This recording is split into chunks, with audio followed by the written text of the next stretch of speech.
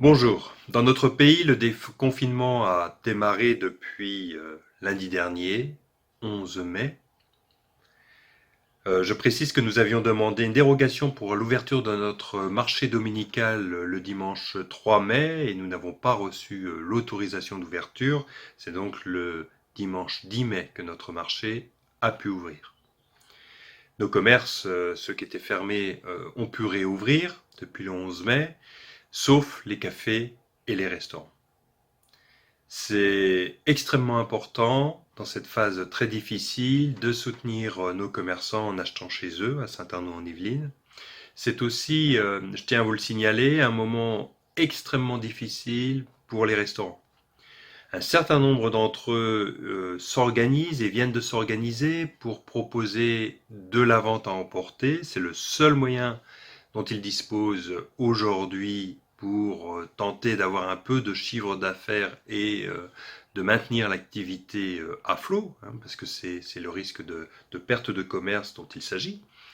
Et donc il est important que vous appeliez vos restaurants préférés, que vous regardiez sur leur site internet, voir ceux qui se sont organisés pour vous proposer de la vente à emporter, et bien sûr achetez, commandez, soutenez-les parce que c'est un moment difficile. Vous savez que le département des Yvelines comme l'Île-de-France est en zone rouge.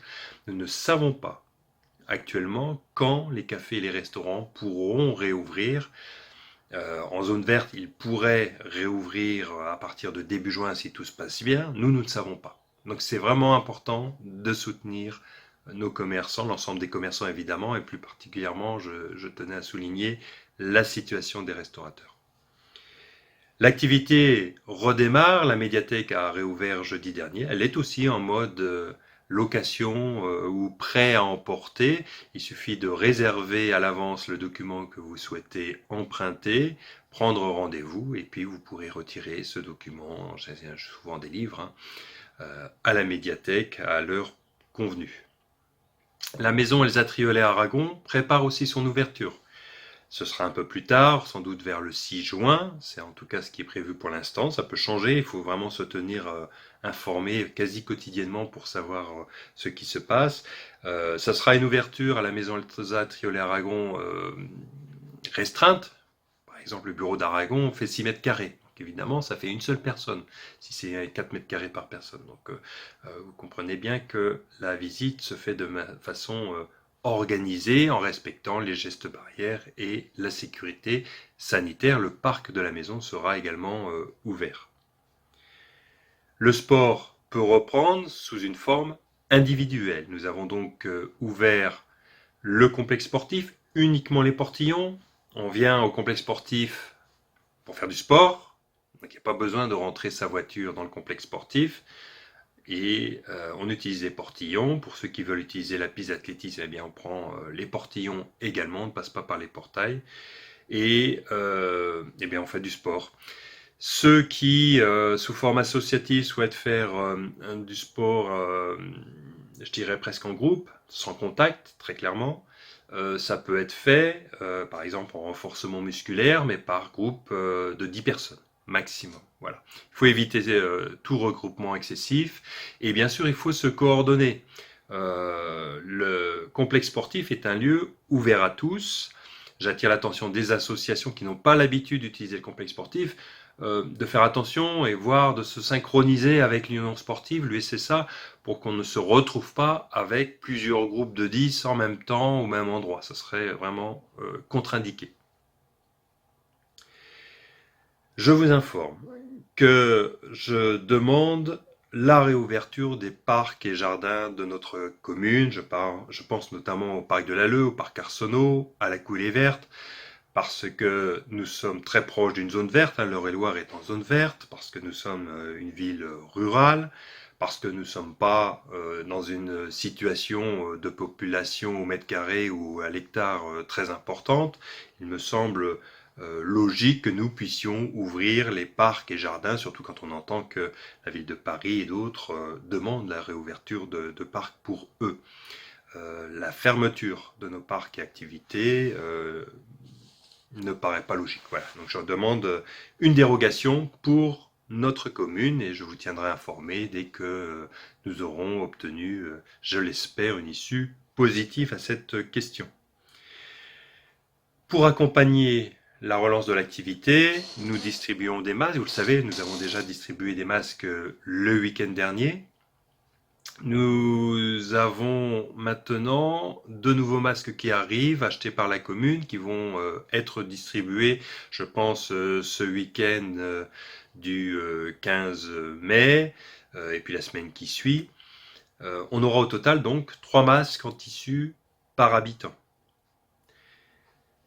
La distribution choisie à Saint-Arnoux, c'est la distribution en boîte aux lettres. Donc on l'a fait au rythme de 3 masques par habitant, considérant qu'il y avait 2 personnes par foyer. C'est voilà, une moyenne qui a été considérée.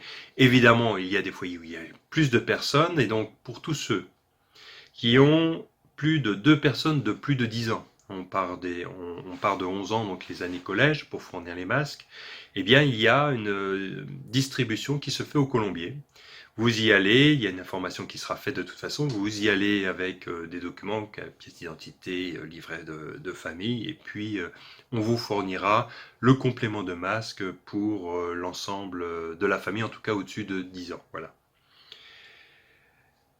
J'en ai terminé à peu près sur le Covid. On continuera à vous tenir informé des activités qui reprennent. Je fais un point quand même sur la tempête du week-end dernier qui nous a beaucoup occupé, qui a beaucoup occupé tous les services de sécurité, pompiers, gendarmes, communes, pour vous dire que notre cratère a été touché. Ce sont les parquets de la salle du cratère, la salle de spectacle, qui vont devoir être refaits. Ils sont complètement ondulés. Nous avions 10 cm d'eau au pied des sièges. Nous avons la salle de répétition du cratère, la salle à Nad Noailles, dont le parquet est particulièrement abîmé également.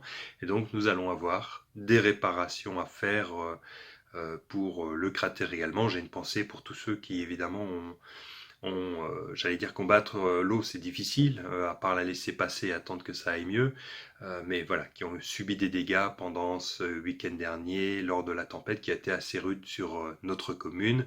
Bien sûr, nous discutons avec l'État pour une reconnaissance de catastrophe naturelle. Voilà ce que j'avais à vous dire. Portez-vous bien, portez un masque. L'étape est cruciale puisque nous ne voulons pas voir une deuxième vague du Covid arriver.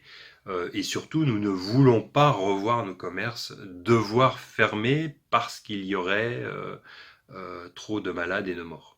Et donc, c'est une discipline collective que nous devons appliquer. J'ai pas parlé des écoles, elles ont réouvertes. Oui, je n'ai pas noté là, mais elles ont réouvert évidemment et je remercie tous les personnels de l'éducation nationale, les personnels de la commune, les bénévoles, etc., qui ont permis la réouverture des écoles dans des conditions évidemment restreintes, vous les connaissez.